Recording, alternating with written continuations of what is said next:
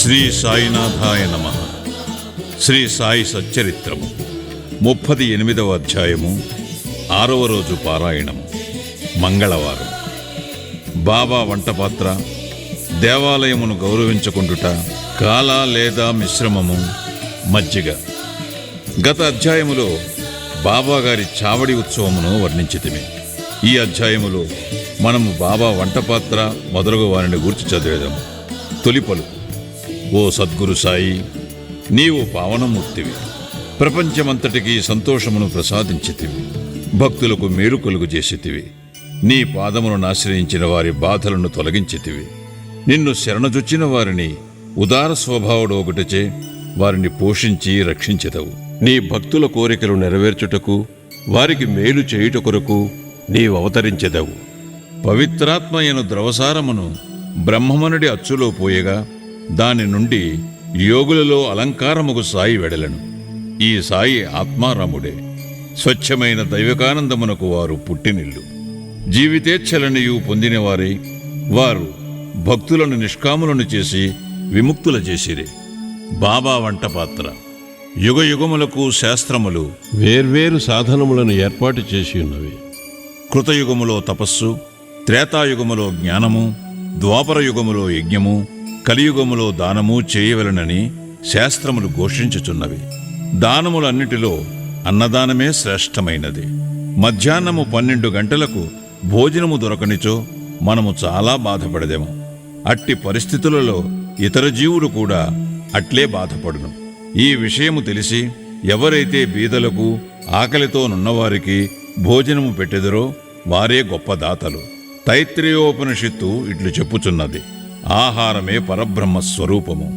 ఆహారము నుండియే సమస్త జీవులు ఉద్భవించినవి. చచ్చిన పిమ్మటనవి తిరిగి ఆహారములో ప్రవేశించును.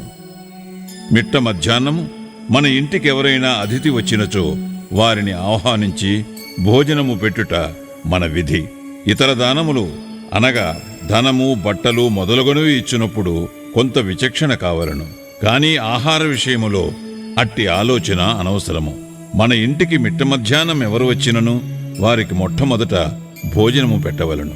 కుంటి, గ్రుడ్డి, రోగిష్ఠులు వచ్చినచో వారికి మొట్టమొదట భోజనము పెట్టిన పిమ్మట ఆరోగ్యవంతులకు, అటు పిమ్మట మన బంధువులకు పెట్టవలను.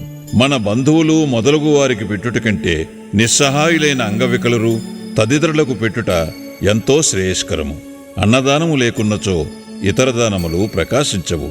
ఎట్లన చంద్రుడు లేని నక్షత్రముల వలె, పతకము లేని కంఠహారము వలె, పెంచము లేని కిరీటము వలె, కమలము లేని చెరువు వలె, భక్తి లేని భజన వలె, కుంకుమ బొట్టు లేని పుణ్యస్త్రీ వలె, బొంగురు కంఠము గలవారి పాట వలె, ఉప్పు లేని మజ్జిగ వలె రుచింపవు. అన్ని వ్యంజనముల కంటే పప్పుచారు ఎట్లు ఎక్కువో అట్లే అన్ని పుణ్యములలో అన్నదానం ఎక్కువ. బాబా ఆహారము ఎట్లు తయారు చేసి పంచిపెట్టుచుండునో చూచెదము. బాబా కొరకు చాలా తక్కువ భోజనము కావలసి ఉండెను. అదియు కొన్ని ఇండ్ల నుండి భిక్షాటనము చేసి తెచ్చుకునేటి వారిని ఇదివరకే తెలుసుకుంటేమి. ఏనాడైనా అందరికీ భోజనము పెట్టవలనని బాబా నిశ్చయించుకున్నచో మొదటి నుండి చివరి వరకు కావలసిన ఏర్పాట్లన్నీ వారే స్వయముగా చేసుకునేటివారు. ఈ విషయమై వారు ఇతరులపై ఆధారపడలేదు, ఎవరికి బాధ కలుగు చేయలేదు. మొట్టమొదట బజారుకు వెళ్ళి ధాన్యము, పిండి, మసాలా దినుసులు మొదలగునవి అన్నీయూ నగదునిచ్చుకొనిడివారు. వారే విసురుచుండెడివారు. మసీదు ముందున్న ఖాళీ స్థలములో మధ్యన పొయ్యి పెట్టి దానిపై పెద్ద వంటపాత్రలో కొలత ప్రకారము నీళ్లు పోసి పెట్టిడివారు. వారి వద్ద వంటపాత్రలు 2 గలవు. ఒకటి పెద్దది, 100 మందికి సరిపోవునది. రెండవది చిన్నది, 50 మందికి మాత్రము సరిపోవునది. ఒక్కొక్కప్పుడు చక్కెర పొంగలి వండేవారు, మరొకప్పుడు మాంసపు పులావు వండేవారు.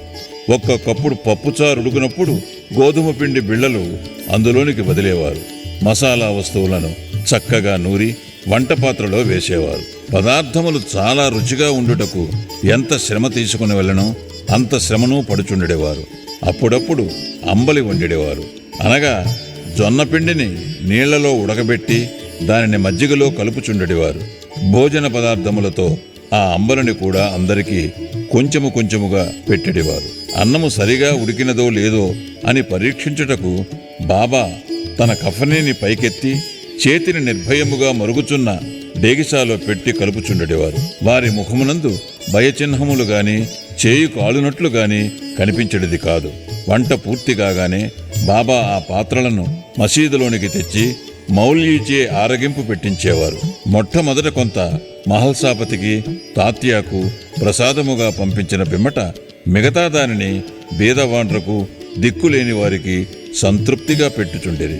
బాబా స్వయముగా తన చేతులతో తయారు చేసి స్వయముగా వడ్డించగా భోజనము చేసిన వారు నిజముగా ఎంతో పుణ్యాత్ములు, అదృష్టవంతులై ఉండవలెను.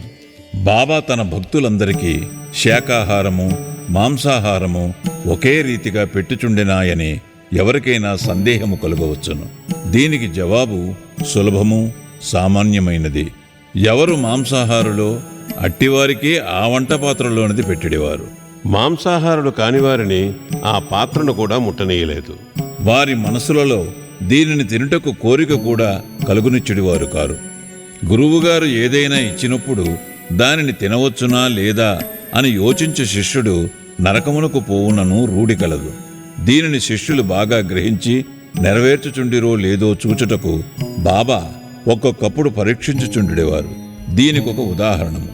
ఒక ఏకాదశి నాడు దాదా కేల్కర్కు కొన్ని రూపాయలిచ్చి కొరాల్బాకు పోయి మాంసము కొని తెమ్మెనను. అతడు సనాతనాచార పరాయణుడగు బ్రాహ్మణుడును ఆచారవంతుడును. సద్గురువుకు ధనము ధాన్యము వస్త్రములు మొదలగును ఇచ్చుట చాలదనియు, కావలసినది అక్షరాల గురువు ఆజ్ఞను పాటించుటే అనియు, గురువు ఆజ్ఞానుసారము నెరవేర్చుటే అనియు, ఇదియే నిజమైన దక్షిణ అనియు, దీనివలనే గురువు సంతుష్టి చెందెదరనియు అతనికి తెలియను. కనుక దాదా కేల్కర్ దుస్తులు ధరించి బజారుకు బయలుదేరను. కాని బాబా అతనిని వెంటనే పిలిచి తానే స్వయముగా పోవలదనియు ఇంకెవరినైనా పంపుమనెను. అతడు పాండువను నౌకరును పంపెను. వాడు బయలుదేరుట చూచి బాబా వానిని కూడా వెనుకకు పిలిపించి ఆనాడు మాంసము వండుట మానుకునేది. ఇంకొకసారి బాబా దాదా కేల్కర్ను పిలిచి పొయ్యి మీదున్న పులావు ఉడికినదో లేదో చూడమనెను. కేల్కర్ దానిని పరీక్షించకయే సరిగానున్నదని జవాబిచ్చాను. అప్పుడు బాబా, నీవు కండ్లతో దానిని చూడలేదు, నాలుకతో రుచి చూడలేదు, రుచిగానున్నదని ఎట్లు చెప్పితివి?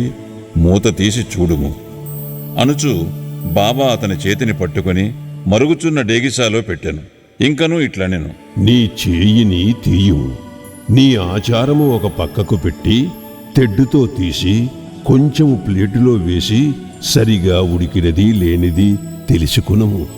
తల్లి మనస్సున నిజమైన ప్రేమ జనించినప్పుడు ఆమె తన బిడ్డను గిల్లి, ఆ బిడ్డ ఏడ్చునప్పుడు దానిని కౌగలించి ముద్దు పెట్టుకొనును. అట్లే బాబా కూడా కన్న తల్లివలే దాదా కేల్కర్ను ఈ విధముగా గిల్లెను. నిజముగా ఏ యోగి కాని గురువు కాని తన శిష్యునకు నిషిద్ధాహారము తిని చెడిపొమ్మని చెప్పడు. ఈ విధముగా బాబా పులావు వండుట 1910వ సంవత్సరం వరకు జరుగుచుండెడిది.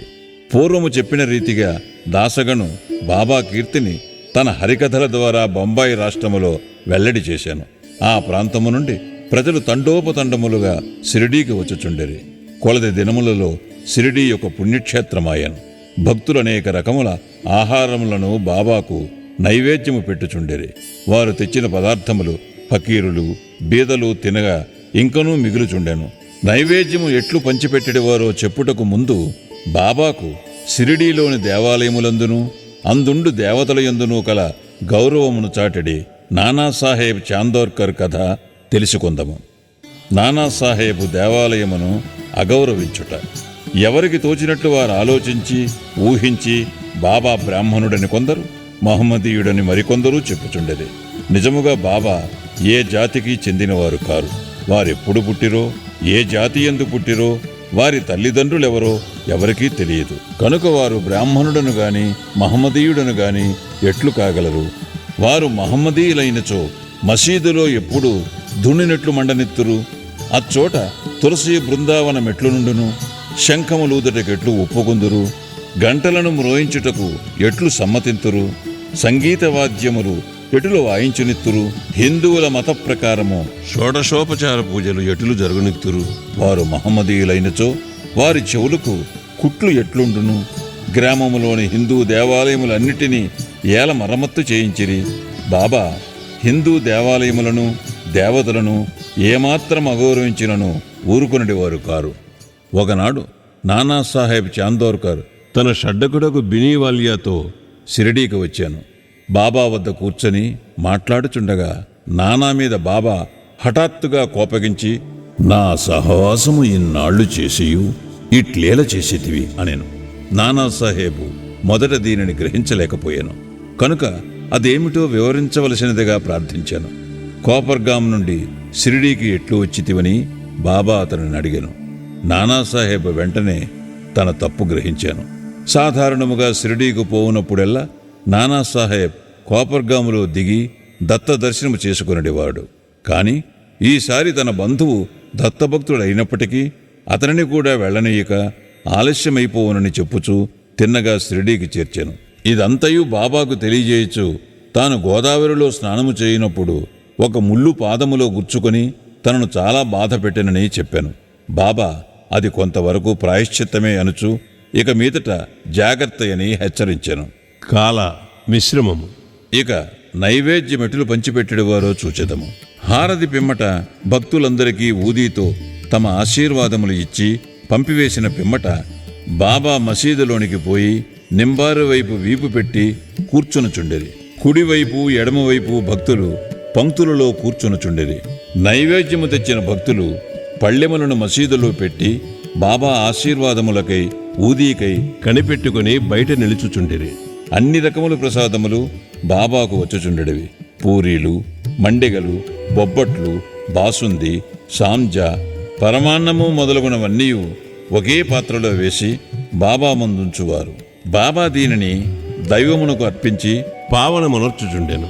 అందులో కొంత భాగము బయట కనిపెట్టుకుని ఉన్నవారికి పంచి తక్కినది బాబాకు అటూ ఇటూ 2 వరుసలలో కూర్చుండిన భక్తులు సంతృప్తిగా తినిచుండేది.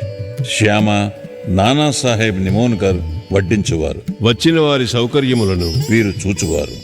వారా పనిని అతి జాగ్రత్తగాను ఇష్టముగాను చేయుచుండేది.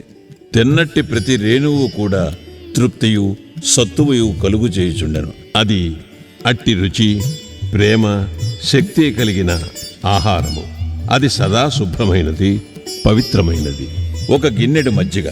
ఒకనాడు హేమాడ్ పంత్ మసీదులో అందరితో కడుపు నిండా తినెను.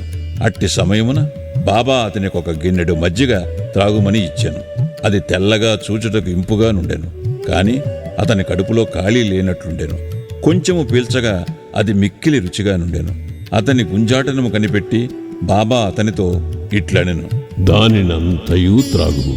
నీకు ఇక మీదట ఇట్టి అవకాశము దొరకదు. అతడు వెంటనే దానినంతయూ త్రాగెను. బాబా పలుకులు సత్యమయ్యాను. ఏలన త్వరలో బాబా సమాధి చెందిరి.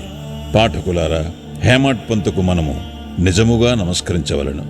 అతడు గిన్నెడు మజ్జిగను ప్రసాదముగా త్రాగెను. కానీ మనకు కావలసినంత అమృతమును బాబా లీలల రూపముగా నిచ్చాను. మనం ఈ అమృతమును గిన్నెలతో తాగి సంతుష్టి చెంది ఆనందించెదముగాక. శ్రీ సాయినాథాయ నమః. 38వ అధ్యాయము సంపూర్ణము. సద్గురు శ్రీ సాయినాథార్పణమస్తు. శుభం భవతు.